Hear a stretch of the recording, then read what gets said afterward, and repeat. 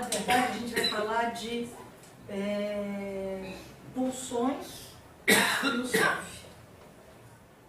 E para falar das pulsões, né, estamos em cima do meu livro de introdução, né? Mas eu introduzi um outro livro meu também, que eu escrevi com Jaime Pisque.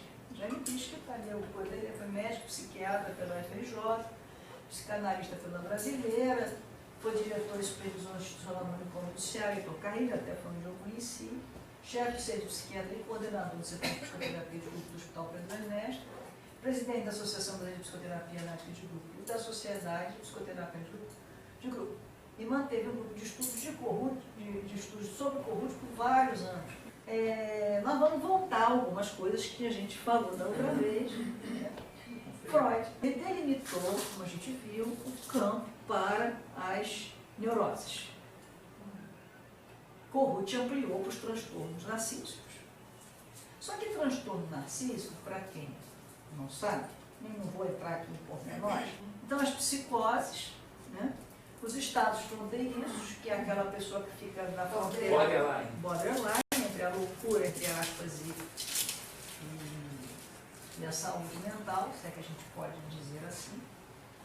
As personalidades esquizoides e as paranoias, os distúrbios narcísicos de personalidade e os distúrbios narcísicos da conduta. Ele diz que as três primeiras, a psicologia do self não se aplica, né? As duas últimas, sim. Então, por exemplo, essa pessoa, foi até eu que atendi, ela era uma senhora, num grupo que eu fiz numa instituição pública, lá no Pedro Ernesto, quando eu fiz a formação do grupo, né, a prática eu fiz lá. Então, era um grupo com tempo marcado, e tinha lá as pessoas, e chega essa senhora, encaminhada lá pelos médicos, enfim. E ela tinha 50 anos, quer dizer, senhora, ela não era. Eu estou com 60, mas ela era uma senhora. E na época, talvez, você achasse que era uma isso senhora. Foi, para você ter uma ideia, isso foi em 90. Ah, então. Para você era foi antes de 90, isso foi em 87. Imagina quantos anos tem, 30 anos. Ela tinha 30, então ela era uma senhora. Era uma senhora, exatamente. E a pessoa de 50 daquela época não é a pessoa de 50 de hoje. Não é mesmo. É uma mudança muito interessante, né? E ela era virgem, né? Virgem. Sentia muitas dores, então ela estava lá por isso. Quando chegou lá, né? O que acontecia? Ela era uma pessoa que não saía, não se divertia, não tinha amigos. Ela vivia enclausurada na casa dela, né? Infeliz com a vida. Então era uma pessoa que a gente vai pensar o seguinte, ela nem se realizava dos potenciais dela, com talentos, e estava na cara, uma pessoa de 50 anos, mesmo em 90, virgem, né? Conflito sexual estava ali, a sexualidade dela toda conflitante, inevitavelmente estava ali, gritante. Sim. Né? Bom, o grupo começou e com o correr da história, ela começa a desabrochar, né, a parte de se realizar. Então ela começou a ter vida social, ela começou, até porque o grupo facilita isso, né? Ela começou a ter vida social. Né? É um grupo, é um grupo, né? exatamente. Se a pessoa vive dentro de casa presa, manda ela para terapia é um grupo, ela já estava se socializando, né? Ela passou a ter amigas, passou a sair, passou a se divertir. Enfim, ela começou a desabrochar. Ela quase não falava, ela começou a falar. Ela desabrochou. Ela desabrochou. Passou a ter vida, passou a ter alegria de viver. Não vou aqui não dizer que foi uma coisa, mas dentro das possibilidades passou a ter alegria de viver. Agora, a área sexual, a área afetiva, nem pensar em tocar nisso. Ela não deixou. Então, a gente tem um belo exemplo de uma pessoa, né, daquele homem culpado e do homem trágico, a gente vai voltar a ver, o homem culpado dela não foi tocado, mas o homem trágico dela foi tocado. E ela pôde se desenvolver, né, nessa área dos talentos e habilidades, que é essa socialização, a vida, se realizar, se divertir, ter a alegria de viver, apesar de manter um conflito. Junto com o conflito, né? E a gente começa a ver isso na clínica mesmo. Você tem pessoas, por exemplo, então, porque é tudo superposicionado, são superposições, né? Do homem trágico com o homem culpado. Todo mundo tem os dois, porque todo mundo tem em tese esse modelo do Freud de ego e de superego, todos nós temos. E esse modelo do self com o mundo, com o self-objeto, nós também temos. Então, dependendo da área que você tiver, né, em jogo ali, você vai estar com um homem trágico e um homem culpado lado a lado, caminhando, um mais resolvido, o outro menos resolvido, ou os dois resolvidos, ou nenhum dos dois resolvidos. Isso aí depende da pessoa, né? Então, voltando à nossa lembrança, a gente viu que em 50, Hartmann verificou que quando Freud falava it, que era o ego, né? E quando era em oposição, o eu em oposição ao id, ao superego, era o ego. E o eu em oposição ao objeto era o self. Então, o narcisismo passa a ser, na verdade, uma catexia do self, do eu em relação ao objeto. E aí tem um acréscimo que isso significa uma área livre de conflitos, porque nós não estamos nos relacionando ego com id e superego, que é onde gera o conflito. O que é o conflito? É o id querer uma coisa, o superego dizer outra, que não pode, o ego ali no meio gera o conflito. Nessa área não tem conflito. Essa área é livre do conflito, porque ela está em oposição ao mundo, ao objeto, e não uma questão conflituosa de superego. Né? Redefine-se o narcisismo. Mas isso é aquele quadro que eu mostrei da vez passada, então você tem a libido objetal, libido narcísica, e nós vamos estar o tempo todo na libido narcísica com o self-objeto, que é isso que o Kohut desenvolveu. Né? Eu até fiz esse desenhozinho, né? Porque se você pensar, para entender a área de conflitos, né? A área livre de conflitos do ego, né? Para fora, né? Para o outro, que na verdade é tudo interno, mas com relação ao outro é uma área que não tem conflito. Né? Para dentro, egoide, né? Vamos falar dentro, fora, não é bem assim, apenas um modelo didático, né? É a área de conflito. Eu quero sinalizar, gente, que agora, porque tudo que nós vamos falar realmente é self-representação do outro. Libido narcísica, o que eu botei como amarelo. Essa a gente vai deixando para trás. Não é, como eu falei da vez passada, que não exista. Ela vai estar sempre presente, mas não foi o que a teoria do Kohut desenvolveu. Não foi. Então, para as neuroses que se caracterizam pela presença de conflitos edípicos, nós vamos continuar a utilizar o método de Freud, tornar o inconsciente consciente. Isso de acordo com o Kohut. Mas, para os transtornos narcísicos, que se caracterizam por falhas na estruturação do self, porque esse self tem uma estrutura. Quando ele falha na estruturação dele, a gente vai utilizar o método proposto por Kohut. Isso é, trabalhar as transferências narcísicas a fim de promover a reestruturação do self. Todos os pacientes, todos os seres humanos apresentam conflitos neuróticos e falhas na estruturação do self. O conteúdo da interpretação irá variar de acordo com o que se estivesse manifestando naquele time, naquele momento ou predominando. O Freud, a gente viu isso aqui lá em Mostrar da Civilização.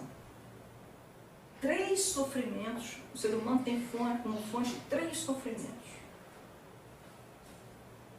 Poder superior da natureza, nós temos que reconhecer que a natureza tem um poder superior a nós. Nós vimos isso aqui. A fragilidade dos nossos próprios corpos. E as regras, né? A inadequação das regras. A gente tem que se submeter às regras, né? Para a condição da civilização existir, a gente tem que se submeter a essas regras. As 2 primeiras a gente se conforma. A terceira não. Então, na visão do Freud, as pulsões precisam ser domadas para que haja ser possível a civilização. Então, o que acontece? Segundo Freud, o homem civilizado, ele trocou uma parcela de suas possibilidades de felicidade, de prazer, pela segurança. Eu, para querer tudo, para deixar meu id fazer tudo que ele quer, né? Eu troco pela segurança, porque eu sozinha não vou sobreviver a essa natureza tão forte, com um corpo tão frágil. Então eu troco, eu faço uma negociação e troco. Aceito a civilização em troca dessa parcela de segurança. Essa terceira, né, nós vimos isso, né, quer dizer, da dinâmica intrapsíquica, o ego passa nessa coisa de intermediar id ego e mundo, id superego e mundo externo, o ego passa um bocado, porque ele até essa palavra de Freud, adverte-nos um provérbio de que não sirvamos a dois senhores ao mesmo tempo. Pobre do ego passa por coisas ainda piores. Ele serve a 3 senhores e faz o que pode para harmonizar entre si seus reclamos e exigências. Esses reclamos são sempre divergentes e frequentemente parecem incompatíveis. Não é para admirar se o ego tantas vezes falha em sua tarefa. Seus 3 tirânicos senhores são o mundo externo, o superego e o id. Isso é Conferência 31, volume 12, 33, lá Freud bem adiante ele coloca isso. Isso é o homem culpado. Ele é um cara, ele tem que lidar com isso tudo. Ele quer uma coisa, o id quer uma coisa, o superego diz que não, o mundo externo diz outra, e ele fica ali, coitado, tendo que negociar isso tudo. Seguindo ainda um pouco com Freud, ele coloca, né, eu botei um pouco mais para te lembrar, porque isso é importante, porque aí eu e Jaime fizemos uma relação que não está, mas a gente fez uma relação entre os 3 sofrimentos e as necessidades básicas de Cormute. Então, os pais da civilização, amor e necessidade. No relacionamento mútuo em comunidade, o indivíduo substitui o poder da força bruta pelo poder da comunidade. Restringe a sua possibilidade de satisfação, né, pelo grupo. Estatuto legal, o fundamento duplo da vida comunitária. Aí ele começa uma compulsão por trabalhar, para poder, né, criado pela necessidade externa, e o poder do amor, que na verdade faz o homem se privar, né, do seu objeto sexual. A mulher, ele é obrigado, em nome do amor, ele constitui a família, ele começa, né? E a mulher tem que se separar de filho, tem toda uma, né? Então o amor, né, ele vem, as necessidades entre o homem, cujas necessidades ele leva a fundar uma família. Quer dizer, você vai abrir mão de tudo, faz a família, em nome do amor, não sei o quê. Né? Ou então o amor pelo amigo, né, o sentimento de, enfim. Então, o amor genital, família, é uma limitação para a civilização desse amor e a exclusividade da exclusividade. O amor inibido em a sua fenomenalidade, a amizade, é valioso para a civilização. Isso é só relembrando que a gente já viu isso aqui. Portanto, aí já volto para nós. Se a civilização não só protege, isso aí já no livro eu já. Isso aí já é meu com ele. Portanto, se a civilização não só protege a todos nós da fragilidade de nossos corpos e dos nossos próprios desejos, como também regula as relações mútuas, ela configura-se uma força de vida. Entretanto, se tudo o que vive um dia morre na civilização, paralela à força de vida, entre ação a pulsão de morte. Assim, de fato, o processo da civilização é uma constante luta entre as pulsões de vida e de morte. Agora não fica difícil compreender que para sobrevivermos em sociedade, não podemos descarregar no meio a nossa agressividade de forma desenfreada. O superego obriga a reprimir, não permite descargas ao desejo, de tendências funcionais. E é dessa forma que a agressividade, através da introjeção, é internalizada, retornando ao seu lugar de origem, ou seja, para dentro de cada um de nós, voltando-se contra o ego. Aí ela volta-se contra o ego, criando um estado de tensão entre o ego e o superego, de modo que surgem os sintomas e o sentimento de culpa. Aí, abrindo um pequeno parênteses, né, a gente faz isso no livro, mas eu mantive aqui, concluindo essa visão, mais uma vez nos reportando, que a gente fazia uma crítica à política na época, né? Isso foi em 2005, 2006. Concluindo essa visão, mais uma vez nos reportamos ao Estado brasileiro: se a nossa justiça não viabilizar repressão suficiente aos componentes agressivos do nosso povo, mais particularmente a maioria dos políticos brasileiros, poderá haver cada vez mais corrupção, levando à proliferação da perversão e da destrutividade associada cada vez mais a um menor sentimento de culpa. É o que está acontecendo. 96 e a tropa. Porque como não foi feito desde lá, a coisa só está aumentando. Só está aumentando. E cada vez mais. Né? Porque cada vez não se tem culpa. Esses caras não têm culpa. Em 2006 começou, sabe o que? O mensalão. Foi 2006 que começou o mensalão? 2006 estava começando o mensalão. Bom, voltando para nós, né? Se Freud propõe 3 fontes de sofrimento, Kohut propõe 3 necessidades básicas do ser humano. A necessidade de se sentir amparado, a necessidade de se sentir admirado e a necessidade de se sentir pertencendo. Quer dizer, para Kohut, todo mundo tem essas 3 necessidades básicas. Como é que muda o fonte de sofrimento? Fala em 3 necessidades básicas. Quer dizer, Aí já fui eu com o Jaime, a gente fez uma misturinha dessas 2 visões, né, que está no nosso livro agora aqui. Então, relacionando os 3 sofrimentos com as 3 necessidades básicas, isso é nosso.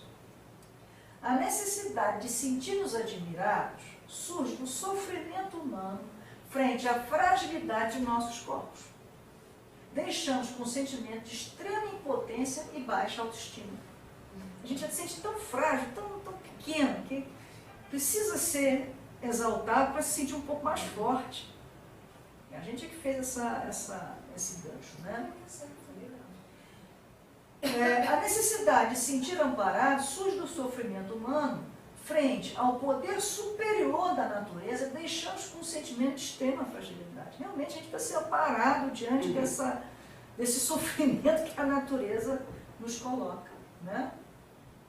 E por fim, a necessidade de nos sentirmos em semelhança essencial com o outro, pertencendo a um grupo, né? Surge do sofrimento que temos que renunciar ao que a civilização nos impõe enquanto humanos, a fim de nos ajustar às normas de uma vida em sociedade. A gente tem que se sentir pertencendo. Isso aí. Esse livro meu com o Jaime é um livro muito interessante, ele foi muito pouco explorado. Ele é um complemento do livro do Kohut. Ele traz Freud e Kohut o tempo todo na agressividade. É muito interessante. E ele é uma reflexão, ele não é nada assim mergulhado, mas ele traz assim no basal. Então, uma outra coisa importante é que a civilização, na visão de Kohut, enquanto Freud dá ênfase ao fato da civilização impor sofrimento, né? Porque para Freud a civilização impõe sofrimento, né? Ao ser humano, porque obriga ele a abrir mão dos desejos, das coisas. Para Kohut, não. Olha só que coisa, aí eu botei, escuta-se os sons familiares da própria língua, da música nacional, e a vida em sociedade, na cidade diz isso, né? As vozes daqueles que se conhecem, reconheces os hábitos daqueles que se vê, é-se nutrido pela arte, pela filosofia, pela liderança política daqueles que se idealizam. A ausência de todo esse arcabouço apoiador da linguagem, da arte, da música e das tradições de todas as espécies, leva àqueles problemas de desintegração que Freud considerava serem a essência do homem. Quer dizer, quando a cultura ela funciona, a civilização funciona como um apoiador. Quando você começa, ele até cita, não está aqui, mas ele até cita os índios americanos que tiraram deles, quando o cara não sabia, não era mais o herói da tribo, aquilo tudo acabou, aquilo desmontou, né? E aí é que a coisa pega. Quer dizer, ele tem uma outra visão. Isso é muito importante. Enquanto que para Freud a violência é uma expressão da pulsão de morte, para Kohut é consequências de falhas no relacionamento, que, levando o eu a se fragmentar, como se fosse pedaços de cacos de vidro, fazem com que o eu seja capaz de ferir ou se ferir. Isso é meu e do Jaime. Mas como uma observação, mesmo os cabos de vidro podem compor de forma estruturada um belíssimo mosaico incapaz de ferir. Tal qual, na visão de Kohut, um self estruturado não manifestaria violência. Quer dizer, você tem um self que apoia. Se ele estiver estruturado, você não vai ter violência. Então, Kohut, ele propõe um programa genético de potencial, de habilidades e talentos a ser desenvolvido pelo self. Por distúrbios estruturais, por alguma questão que aconteça na relação com o outro, a pessoa fica incapaz de cumprir o seu programa genético de habilidades e talentos, né? Aí surge um homem trágico. E você botou a imagem ali do DNA. É, porque ele traz isso no potencial genético.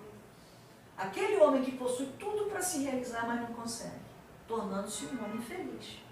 Então, na visão do homem trágico, a psicologia do self, não entra em conflito com a visão da psicologia do homem culpado. Muito pelo contrário, as duas se complementam. Princípio psicológico da complementariedade, isso é o que o Kohut coloca. Funcionamento humano visa duas visões. Quando um tiver direcionado às atividades instintivas ou pulsionais, como queiram, nós estaremos diante do homem culpado.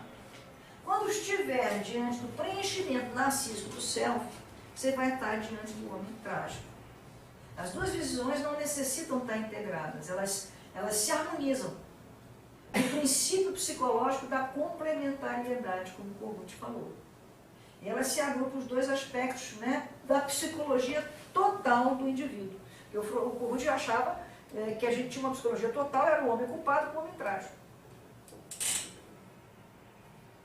Uma coisa importante é que o conceito de saúde mental, enquanto que para Freud era trabalhar e amar, para Kohut não.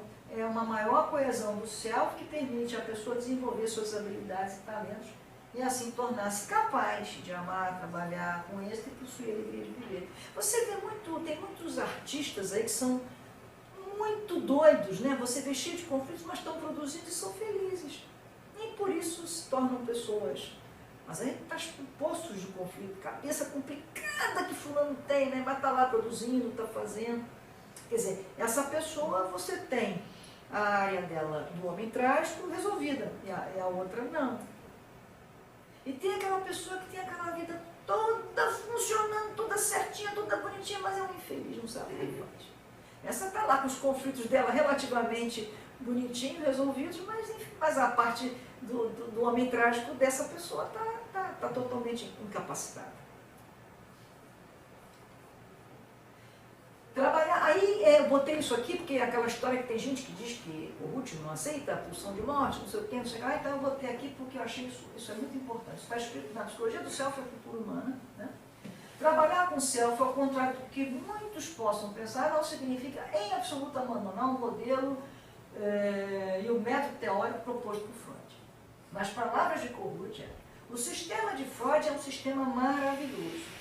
E a gente não pode subitamente dizer que ele quer dizer outra coisa. Né? Pois então não se lhe prestará a honra de discordar dele. Você até para discordar do Freud, você tem que, né, reverenciar. É impossível para a minha mente conceber esse maravilhoso sistema de Freud sem a pulsão de morte. A maior parte dos analistas diz que aceita Freud, mas sem a pulsão de morte. Como é que pode? Se tira-se um dos dois pilares em que o sistema repousa, tudo desaba. Fecha aspas.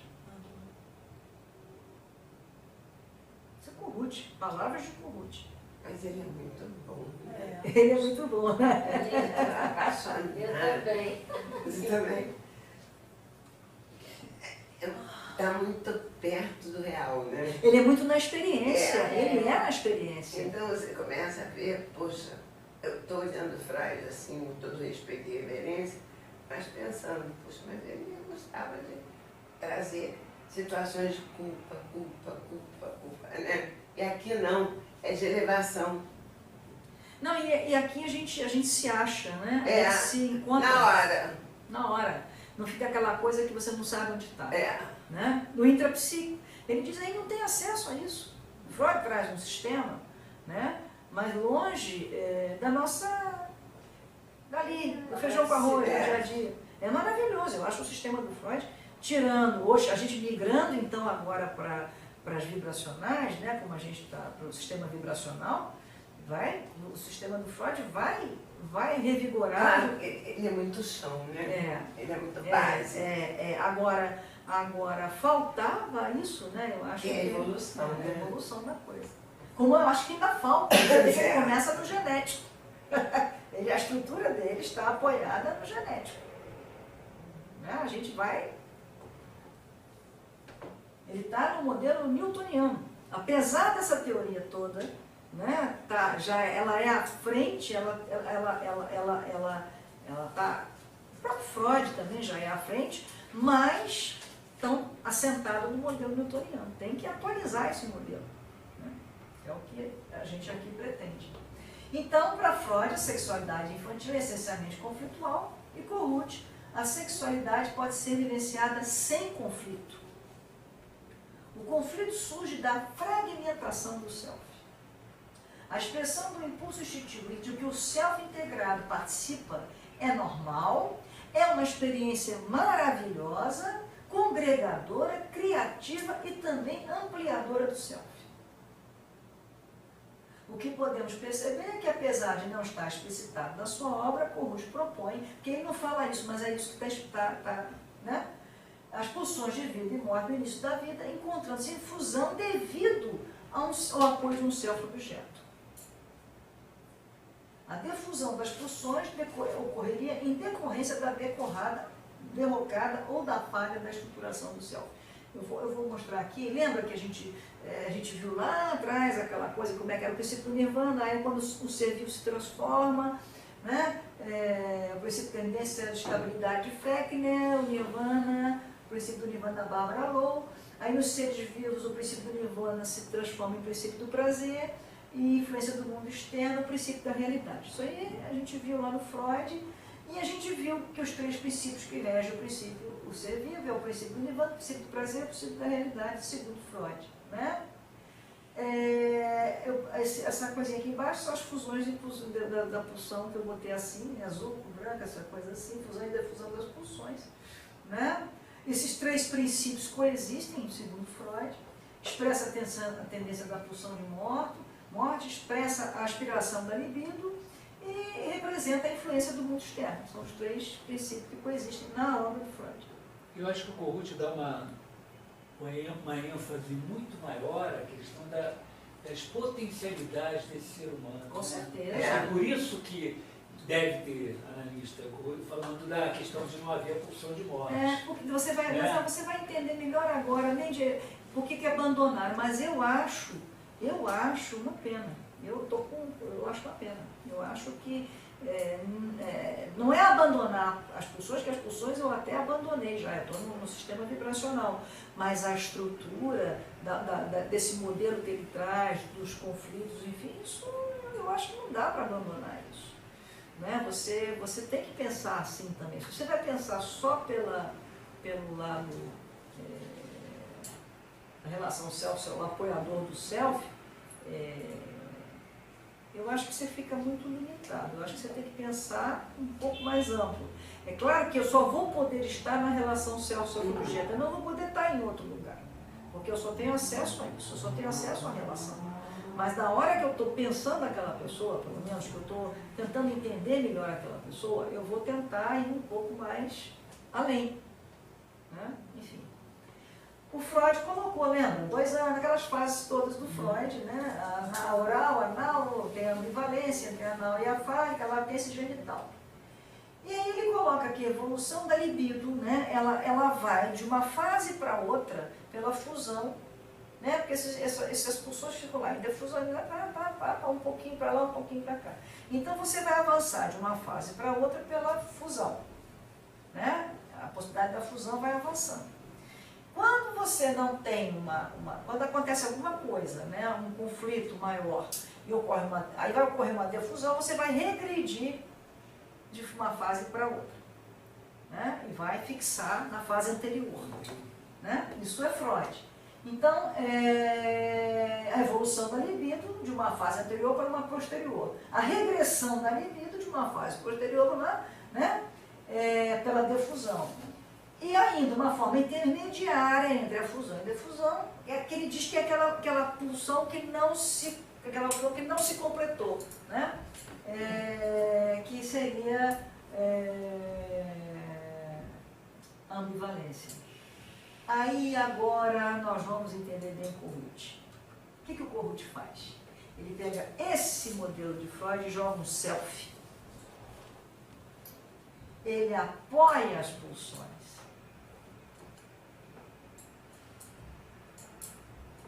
Esse self é aonde as coisas vão se passar. Então, se eu tenho um self integrado, as pulsões estão. Se o self se quebra, se ele sofre a ruptura, as pulsões entram em colapso e começa. Então, por isso que na hora que eu estou trabalhando com alguém ou na vida, enfim, eu vou pegar esse self todo que está fragmentado e vou trabalhar para fragmentar o self. Porque aí a consequência natural dessa fragmentação são as pulsões. Fragmentar mais. Se exibir. Não, elas vão fusionar. Não, você vai fragmentar. Estava mais, fragmentado. Não, eu vou Aí Não, você integrar. vai integrar. É, Você for fragmentar. Isso vai destruir tudo, zerar tudo. Virar pó. Aí acabou. Enlouquecer logo de uma vez. Aí acabou. Enlouquece pó. Aí enlouquece, é loucura. Exatamente. É. Você não tem mais nada ali que apoia. Ó. Eles ajudam aí, né? A fragmentar. É mesmo, começou agora. Olha naquele balé que ensina. Não é lá naquela outra sala, mas chega, né? Vibração, esse sistema vibracional, né? Então é essa a ideia. Entendeu como é que é a ideia? Então ele diz assim, eu não tenho acesso ao mundo intrapsíquico, eu não tenho acesso ao id, eu não tenho acesso ao superego, isso aí são instâncias intrapsíquicas. Eu só tenho acesso a uma relação com o sujeito, que é onde se desenvolve o que permite que o self se desenvolva, que também é uma instância que está dentro do ego, né? Mas é nessa relação que ele se desenvolve. É onde eu tenho um lugar para poder me relacionar. Então é onde eu posso trabalhar com a pessoa. É onde me permite esse... E a visão dele é uma visão integradora, né? Quer dizer, não tem o oral, o anal, o fálico, assim, a ser estudado como momentos. Eu acho que a coisa flui naturalmente. Flui naturalmente. Não são esses... Não tem esse oral. mesmo. Presta atenção, porque quando chega aqui na fase fálica, que seria um grande conflito, não tem conflito se o self está estruturado. Pois é. Ela vai passar por aquela fase com alegria. Cada etapa dessa para Kohut é vivida com alegria. A criança nasce, se ela passa... E se você olhar bem uma criança, ela, quando ela consegue, ela fica feliz. Se ela está apoiada, se ela está... Nada. Não é vivida com conflito. O conflito vem em função da desarmonia. Não seria um leve conflito. Hã? Um leve conflito que logo é Não tem integrado, como. digamos assim. Olha, isso é teórico, né? Na prática não funciona assim. Nós estamos num modelo propondo uma coisa. Não tem um ser humano que não existe sem conflito. Mas teoricamente poderia. Sim. Teoricamente o conflito só surge pelas falhas. Mas na prática isso é que nem você quer, é o modelo ideal, né? O modelo ideal não existe. O modelo ideal de Kohut diz, eu tenho um self integrado, né? Criança não tem self ainda integrado, ela está desenvolvendo. Então quem é que vai fazer esse lugar? É a mãe, o pai, o substituto. É que vai uma visão funcionar. mais otimista, né? Não, é Ser totalmente humano, otimista. do que o Freud, É uma E o conflito muito como consequência, né? Agora, o conflito é consequência. É consequência. Agora, veja bem, esta mãe não vai sentir fome, esta mãe não vai a um banheiro, por exemplo, e o bebê acorda, a mãe está no banheiro tomando banho. Para o bebê, é uma falta. Cadê essa mãe que não está aqui? Então, na prática, é impossível você ter Agora, se aquilo é dentro de uma suportabilidade, a gente vai ver isso daqui no próximo, se está dentro da capacidade do bebê de suportar aquilo, tudo bem, é até preciso, senão ele não vai sair. Lembra aquela história do Freud? Senão o bebê vai ficar a vida inteira alucinando lá a felicidade do peito e não vai. O Kohut aproveita essas falhas, são importantes. Nível de frustração. É a frustração ótima, como ele chama. É. Mas isso é mais adiante, no desenvolvimento do self. Quando a gente for ver desenvolvimento do self, a gente vai ver as frustrações ótimas. Né? Então, a ambivalência amor e ódio descarta, segundo Freud, a possibilidade do amor ser o ódio transformado ou vice-versa. Pois se assim fosse, não seria possível amar e odiar simultaneamente o mesmo objeto, mas somente amar ou odiar ao mesmo objeto. O Kohut diz, né, a experiência saudável, resultante da fusão das pulsões de vida e de morte, apoiada pelo self integrado, leva o self primitivo a ser assertivo e amoroso em relação ao seu meio, ou melhor, leva o indivíduo a experimentar o amor e a assertividade. Se você pensar, né, mais fácil fica, no princípio, pensar a fonte da assertividade é a mesma da violência. Só que uma está com uma pessoa integrada, ela vai usar aquilo como garra, como, né? A outra depende do self. Então, o bebê de Kohut é confiante. Apesar de ainda não possuir um self coeso, o bebê se apoia nos pais, os substitutos, e funciona com eles, constituindo uma matriz self-objeto, mantendo, portanto, a fusão das pulsões.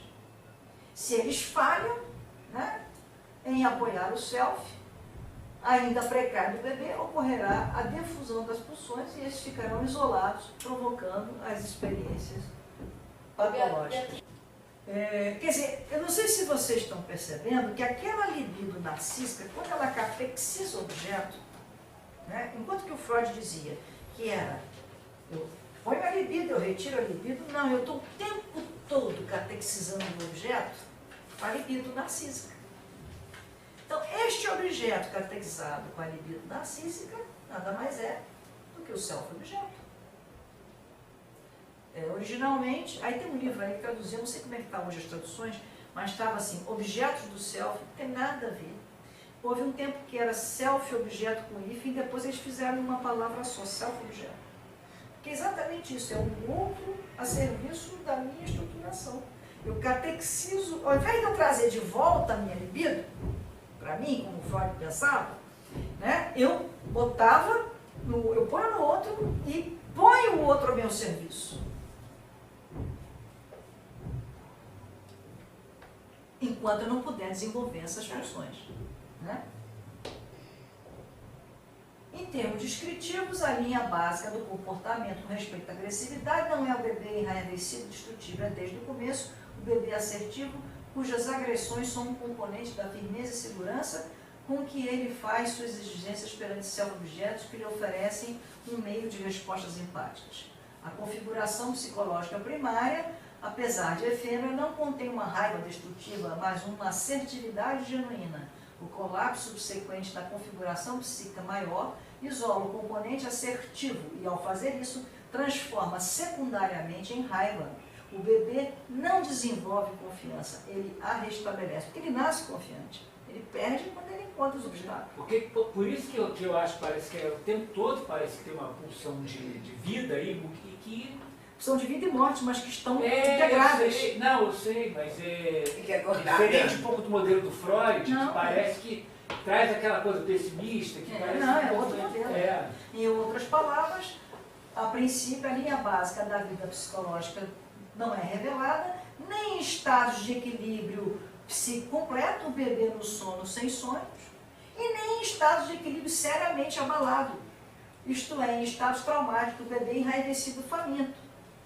Ela é dada no conteúdo experiencial dos primeiros impulsos em direção ao restabelecimento do equilíbrio psíquico no momento em que começar a ser abalado. O bebê saudavelmente assertivo anuncia as suas vontades. Quer dizer, ele nem é uma tragédia, nem é coisa. Ele nasce, e na hora que ele nasce, ele já começa a ser abalado. Então vai depender de como isso vai ser para que ele possa se desenvolver. A hiperotização resulta da pulsão, quer dizer, assim como a agressividade, a hiperotização acontece a mesma coisa. Ela resulta da pulsão libidinal isolada que se mantém em consequência da derrocada do self. O que se propõe para as experiências de agressão e fúria também se aplica aos impulsos libidinosos. Porque você também vai ter uma erotização saudável, natural, criativa, né, se tiver lá com o self apoiado. Se você tiver uma derrocada desse self, você vai ser um tarado sexual. Por exemplo, uma hiperotização, aquelas pessoas que têm que transar e não se dão conta satisfeitas. Porque essa coisa não está separada, né? Não tá, A exatamente. agressividade, a sexualidade, caminha tudo. E aí que é uma coisa muito importante, é que a psicopatologia, então, não surge de uma manifestação primária das pulsões, mas em consequência da fragmentação do self. Então, as pulsões elas acabam sendo um sistema secundário na obra do Kogut.